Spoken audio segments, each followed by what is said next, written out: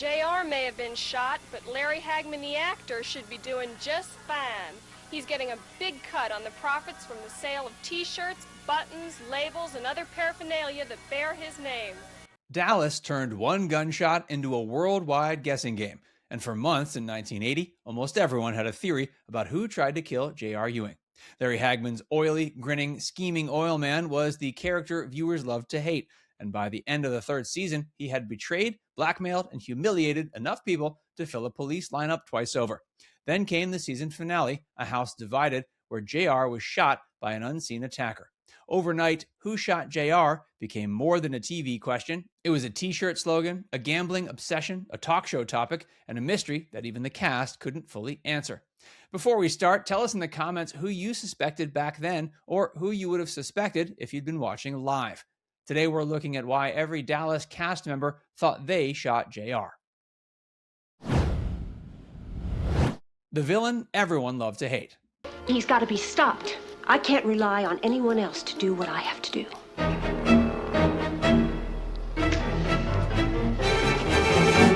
Dallas began in 1978 as a story about wealth, oil, family rivalry, and resentment under the Texas sun. At the center of it all was the Ewing family, whose money could not buy peace at South Fork. J.R. Ewing quickly became the show's most dangerous ingredient.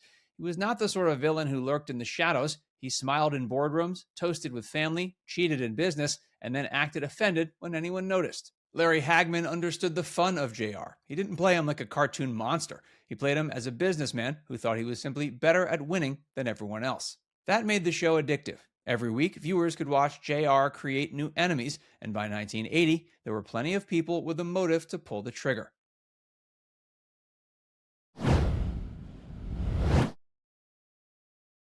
The shot that stopped TV. Who's there?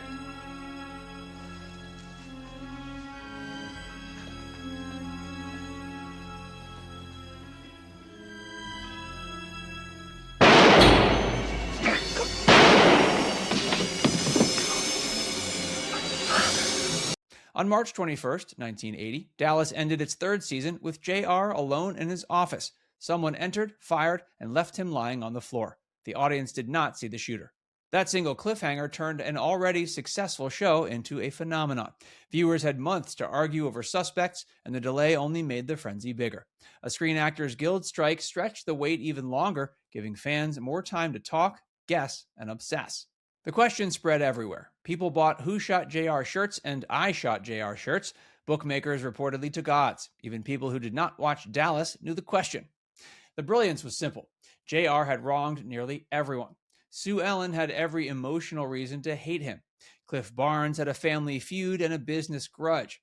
Kristen Shepard had her own messy history with JR. The writers had built a mystery where almost any answer could feel possible.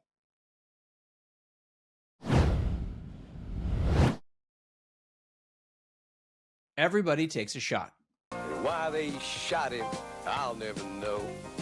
He's the star of the picture show, JR. J.R. Ewing is unfaithful, immoral, ruthless, and millions of viewers love him.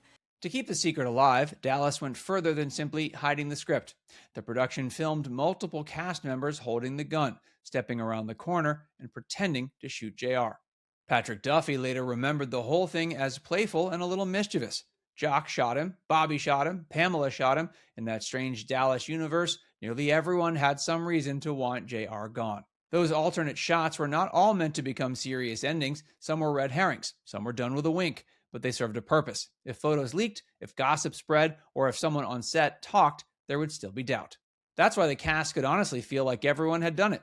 They had all performed the act. They had all held the gun. They had all helped create a mystery that the audience thought belonged only to the writers.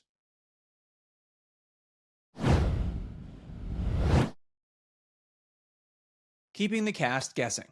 And they had to figure out how to extend and have a cliffhanger in 2 more episodes. And that's when somebody in the room again said, well, let's shoot somebody. And the obvious choice was, let's shoot JR. Everybody wants to do it anyway. And that's how it happened. So they shot JR. He collapses on the floor, that iconic shot of him lying on the floor, freeze frame. We had 3 months hiatus, and then the actors went on strike. So the whole audience worldwide was counting on in 3 months knowing who shot JR, does he live or die? It really wasn't who shot JR, it was does he live or die? The secrecy worked because the actors themselves were mostly kept in the dark. Duffy later said the cast was just as unsure as the viewers when it came to the real shooter.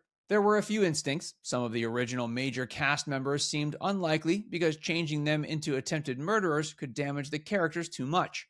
Bobby, for example, was never really a serious possibility in Duffy's mind. Still, the show played with every possibility. Dallas was already known for dropping shocks into the story, so no one could relax completely.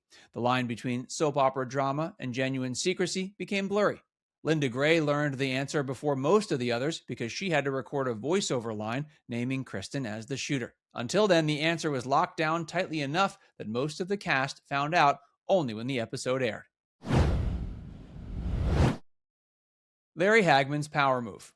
I had had a vest made with holes in it, with tubes coming with water.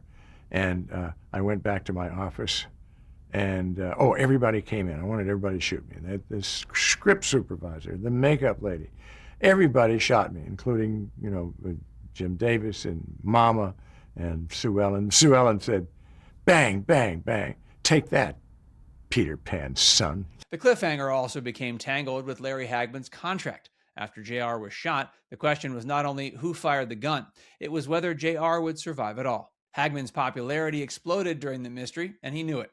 He wanted a better deal, and the producers had a problem. They could tease replacing him, but everyone understood the truth. JR was Dallas, and JR was Larry Hagman. Rumors swirled that the character could die or be recast after some wild medical twist. Those rumors made the mystery even bigger because fans were not just waiting for a culprit, they were waiting to see if the show would still have its biggest star. In the end, Hagman got what he wanted and returned. It was a very JR ending to a real-life standoff.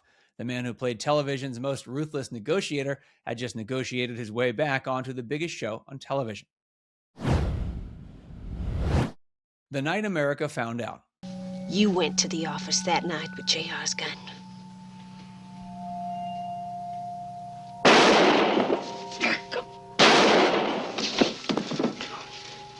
It was you, Kristen, who shot JR.